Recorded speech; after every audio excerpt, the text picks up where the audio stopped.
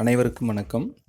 இன்றைக்கி நம்ம பார்க்க போகிறது 8ஆம் வகுப்பு மாணவர்களுக்கான என்எம்எஸ் எக்ஸாமுக்காக வரலாறு பகுதியில் பாமணி அரசு இந்த பாடத்தில் சில வினாக்களை தொகுத்துருக்குறோம். அந்த வினாக்களுடைய தொகுப்பு டெஸ்ட் 12 அப்படின்னு கொடுத்துருக்குறோம்.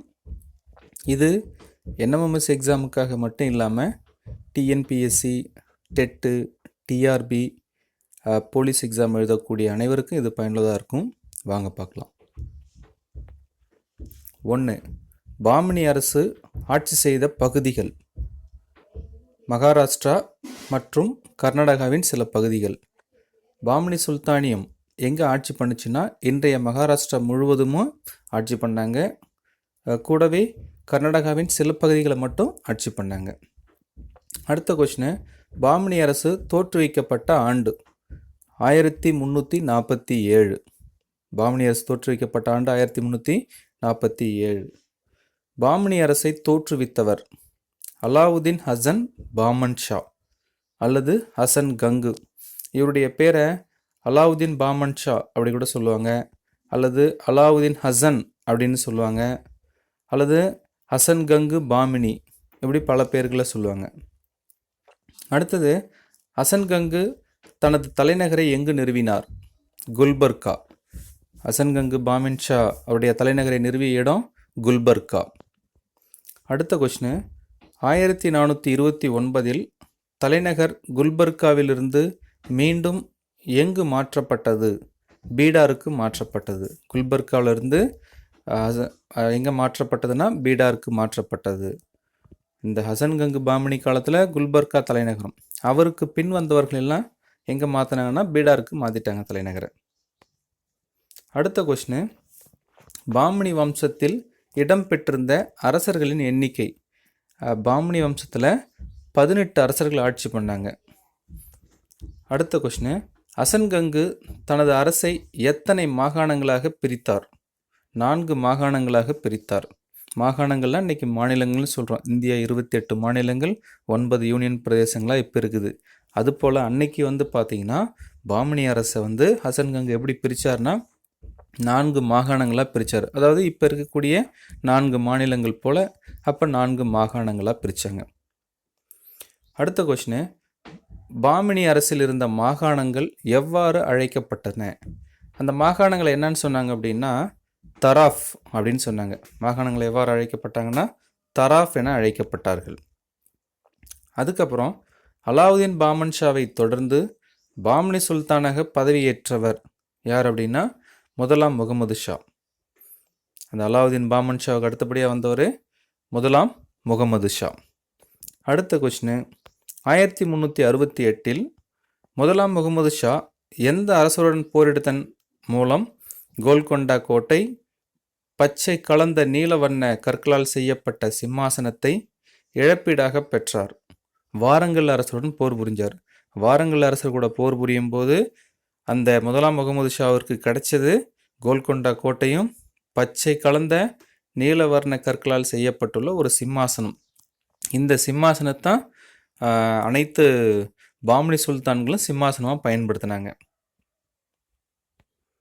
அடுத்த கொஸ்டின், பாரசீக மன்னர்கள் பச்சை கலந்த நீல வண்ண விலையுயர்ந்த கல்லை அவர்களது அணிகலன்களில் பயன்படுத்தினார்கள் என்று ஃபிர்தௌசி தனது எந்த நூலில் குறிப்பிட்டுள்ளார்?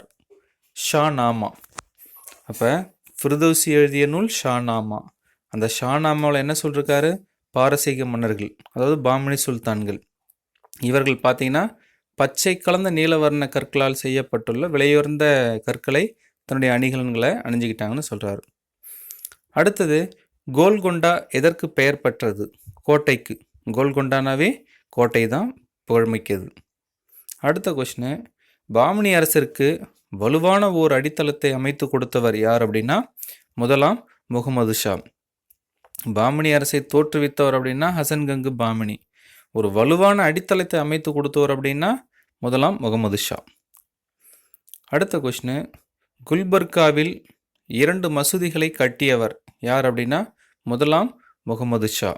குல்பர்காவில் 2 மசூதியை கட்டியவர் முதலாம் முகமது ஷா. அடுத்த கொஸ்டின், முதலாம் முகமது ஷாவால் 1367 கட்டி முடிக்கப்பட்ட முதல் மசூதி எது அப்படின்னா மகா மசூதி. 2 மசூதி, அதில் முதல் மசூதி 1367 கட்டி முடிக்கப்பட்டது, அதுக்கு பேர் மகா மசூதி. அடுத்த கொஸ்டின், முதலாம் முகமது ஷாவிற்கு பிறகு பதவியேற்ற அவருடைய மகன் யார் அப்படின்னா முஜாகித். முதலாம் முகமது ஷாவிற்கு பிறகு பதவியேற்ற அவருடைய மகன் முஜாகித். அடுத்த கொஸ்டின், அவருக்கு அடுத்தபடியாக வந்தவர் யார் அப்படின்னா இரண்டாம் முகமது ஷா. இரண்டாம் முகமது ஷா அரியணை ஏறிய ஆண்டு 1378. இரண்டாம் முகமது ஷா அரியணை ஏறிய ஆண்டு 1378. இரண்டாம் முகமது ஷாவிற்கு பிறகு 85 ஆண்டுகளுக்கு பிறகு பதவியேற்றவர் மூன்றாம் முகமது ஷா.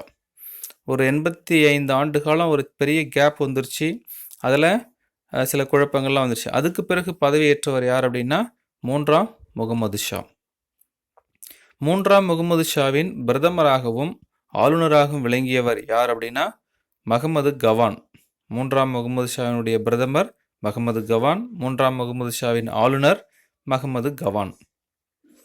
மஹமது கவான் ஒரு பாரசீக கவிஞர் மற்றும் எழுத்தாளர். இவர் பாரசீக நாட்டை சார்ந்தவர். இவர் மிகச்சிறந்த ஒரு கவிஞர், எழுத்தாளர், மிக சிறந்த கணித நிபுணத்துவம் பெற்றவர். இது எல்லாமே இவருக்கு புகழ்பெற்றதுன்னு சொல்லலாம் மஹமது கவானுக்கு. அடுத்தது, மஹமது கவானின் புகழுக்கு காரணம் என்ன அப்படின்னா அவருடைய இராணுவ நடவடிக்கை மற்றும் நிர்வாக சீர்திருத்தங்கள். இராணுவ நடவடிக்கைகள் அவருக்கு பெயரை பெற்றுக் கொடுத்தது, அப்புறம் அவருடைய சீர்திருத்தங்கள் அவருக்கு பெயர் வாங்கி கொடுத்தது. அடுத்த கொஸ்டின், பாமினி அரசில் ஏற்கனவே இருந்த 4 மாகாணங்கள், அசன்கங்கு பாமினி 4 மாகாணங்களை உருவாக்கினாரா இல்லைங்களா? அதுதான் ஏற்கனவே இருந்த 4 மாகாணங்களை 8 மாகாணங்களாக மாற்றியவர் யாருன்னா முகமது கவான். ஏன் 8 மாகாணமாக மாற்றினார் அப்படின்னா மாகாண ஆளுநர்களுடைய அதிகாரத்தை குறைச்சி மத்திய அரசுக்கு கட்டுப்பட்டு இருக்கணும் அப்படிங்கிற ஒரு நடவடிக்கைக்காக இவர் என்ன பண்ணார்னா 4 மாகாணத்தை 8 மாகாணமாக மாற்றினார். மூன்றாம் முகமது ஷா சுல்தான், அவருடைய பிரதமர் மஹமது கவான். மஹமது கவான் பார்த்தீங்கன்னா அவருடைய திறமையினால முழுக்க முழுக்க அந்த சுல்தானுக்கு ஈக்குவலான ஒரு அங்கீகாரம் அவருக்கு கிடைச்சிது. அடுத்த கொஸ்டின், மஹமது கவான் விஜயநகருக்கு எதிராக எங்கு நடைபெற்ற போரில் வெடிமருந்தை பயன்படுத்தினார்? பெல்காமில் நடைபெற்ற போரில் வெடிமருந்தை பயன்படுத்தினார். யாருக்கு எதிராக? விஜயநகர அரசர்களுக்கு எதிராக வெடிமருந்தை பயன்படுத்தினார். பாரசீக நாட்டிலிருந்து நிபுணர்களை வர வச்சு வெடிமருந்தை தயாரித்து அந்த விஜயநகர அரசுக்கு எதிராக வெடிமருந்தை பயன்படுத்தினார் பெல்காமில். யாருடைய சூழ்ச்சியால் மஹமது கவானுக்கு சுல்தான் அங்கே யார் அப்படின்னா அரசர் மூன்றாம் முகமது ஷா மரண தண்டனை வழங்கினார் அப்படின்னா தக்கான பிரபுக்களுடைய சூழ்ச்சியால். தக்கான பிரபுக்கள் சூழ்ச்சி பண்ணாங்க. ஏன் அப்படின்னா அந்த ஆளுநர்கள் 8 மாகாணமாக பிரித்தாரா இல்லைங்களா? அந்த 8 மாகாணமாக பிரிக்கும் போது ஆளுநர்களுடைய அதிகாரம் செல்வாக்கு குறைய தொடங்குச்சு. மத்திய அரசுக்கு கட்டுப்பட்டு இருக்க வேண்டிய ஒரு சூழ்நிலை வந்துருச்சு. அதனால் புகழ் யாருக்கு கிடைச்சதுன்னா மஹமது கவானுக்கு கிடைச்சிது. ஆனால் தங்களுக்கு நிறைய லாபம் கிடைக்கலையே அப்படின்னு பொறாமை அடைந்த இவருடைய வளர்ச்சியை பிடிக்காத அந்த தக்காணத்தில் இருந்த பிரபுக்கள் என்ன பண்ணாங்கன்னா இவர் மேலே ஒரு பொய்யான குற்றச்சாட்டை சாட்டி அரசர்கிட்ட சொல்லிட்டாங்க. அதனால் என்ன பண்ணிட்டாருன்னா இந்த முகமது கவான சுல்தான் மரண தண்டனை வழங்கிட்டார். அடுத்த கொஸ்டின், சுல்தான் மூன்றாம் முகமதுவின் இறப்பிற்கு பின்னர் முடிசூட்டி கொண்டவர் யார் அப்படின்னா முகமது அல்லது சிகாபுதீன் முகமது. சுல்தான் மூன்றாம் முகமதுக்கு பிறகு இறப்பிற்கு பின்னர் முடிசூட்டி கொண்டவர் முகமது அல்லது சிகாபுதீன் அப்படிங்கக்கூடியவர் தான் முடிசூட்டிக்கிட்டார். அடுத்த கொஸ்டின், பாமினி அரசில் இருந்த 8 சுதந்திரமான தக்கான சுல்தானியங்கள் எது அப்படின்னா பாமினி அரசில் இருந்த 5 சுதந்திரமான தக்கான சுல்தானியங்கள் எது அப்படின்னா பீடார், பீஜப்பூர், அகமது நகர், பீரார், கோல்கொண்டா. இதுதான் 5 சுல்தானியங்கள். இது என்ன ஆச்சுன்னா கடைசியாக இந்த சுல்தானிய மன்னர்களுடைய வீழ்ச்சி சரிய தொடங்கின காலகட்டத்தில் ஒன்றுக்கு ஒன்று ஒற்றுமையே இல்லாமல் இந்த அரசு 5ஆக சிதறுண்டது. அப்படி 5ஆக சிதறுண்டது தான் பீடார், பீஜப்பூர், அகமது நகர், பீரார், கோல்கொண்டா. அடுத்த கொஷினு, பாமினி சுல்தான்களின் கட்டிடக்கலைக்கு சிறந்த எடுத்துக்காட்டாக உள்ள இடம் குல்பர்கா. ஒரு கட்டிடக்கலைக்கு மிகச்சிறந்த எடுத்துக்காட்டு குல்பர்கா. அங்கே தான் கோட்டைகள், அரண்மனைகள், அந்த வளைவுகள் இதெல்லாம் நிறைய இருக்கக்கூடிய இடம் குல்பர்கா.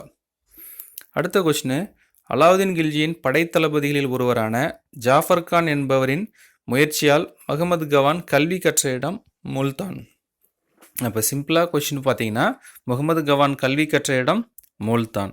யாருடைய முயற்சியால்? ஜாஃபர் கான் முயற்சியால். ஜாஃபர் கான் யார்? அலாவுதீன் கில்ஜியுடைய படைத்தளபதிகளில் ஒருவர்.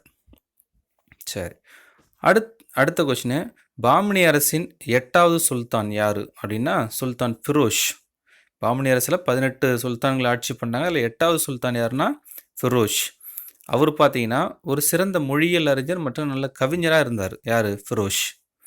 அடுத்த கொஷினு, உலக புகழ்பெற்ற முகமது கவானின் மதரசானா கல்வி நிலையம் 3000 கையெழுத்து பிரதிகளை கொண்ட ஒரு பெரிய நூலகத்தை கொண்டிருந்த இடம் பீடார். உலக புகழ்பெற்ற முகமது கவானுடைய மதரசா எங்கே இருந்துச்சு அப்படின்னா பீடார். நூலகமும் அங்கே தான் இருந்துச்சு. அந்த நூலகத்தில் 3000 கையெழுத்து பிரதிகளாக இருந்துச்சு.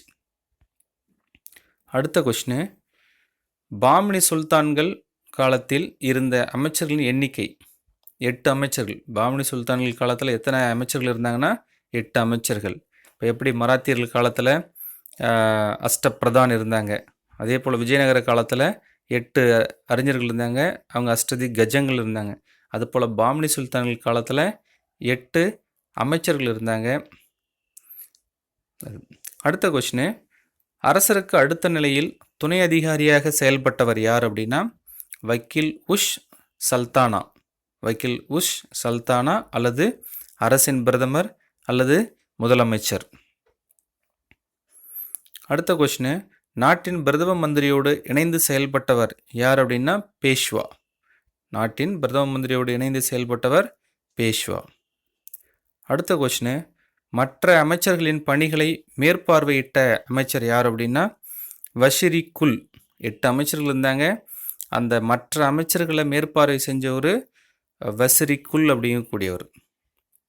அடுத்தது, பாமினி சுல்தான்கள் காலத்தில் இருந்த நிதி அமைச்சர் என்னென்னு அழைக்கப்பட்டார் அப்படின்னா அமீர் இ ஜும்லா என அழைக்கப்பட்டார். அடுத்த கொஸ்டின், பாமினி சுல்தான்கள் காலத்தின் உதவி நிதி அமைச்சராக இருந்தவர் யாருன்னா நஷீர். உதவி நிதி அமைச்சர் நஷீர். அடுத்தது, வெளியுறவுத்துறை அமைச்சர் எவ்வாறு அழைக்கப்பட்டார்னா வஷீர் இ அசாரப். அடுத்த கொஸ்டின், காவல்துறை தலைவர் மற்றும் நகர குற்றவியல் நடுவர் யார் அப்படின்னா கொத்தவால். காவல்துறை தலைவராகவும் நகர குற்றவியல் நடுவராக இருந்தவர் கொத்தவால். அடுத்த கொஸ்டின், பாமினி சுல்தான்கள் காலத்தில் இருந்த தலைமை நீதிபதி சமயம் மற்றும் அறக்கொடைகளின் அமைச்சர் எவ்வாறு அழைக்கப்பட்டார் அப்படின்னா சதார் இ ஜஹான். சரிங்களா? சரி, இது வரைக்கும் கேட்டீங்க. இது உங்களுக்கு மிகவும் பயனுள்ளதாக இருக்குன்னு நினைக்கிறேன். இது பயனுள்ளதாக இருந்துச்சுன்னா சப்ஸ்கிரைப் பண்ணுங்கள். தொடர்ந்து அப்லோட் செய்யக்கூடிய வீடியோ பதிவு உங்களுக்கு வரணும் அப்படின்னா பக்கத்தில் இருக்கக்கூடிய பெல் பட்டனை கிளிக் பண்ணுங்கள். உங்களுடைய நண்பர்களுக்கும் இது பயனுள்ளதாக இருக்குன்னு நீங்கள் நினச்சிங்கன்னா அவர்களுக்கும் ஷேர் செய்யுங்க. நன்றி.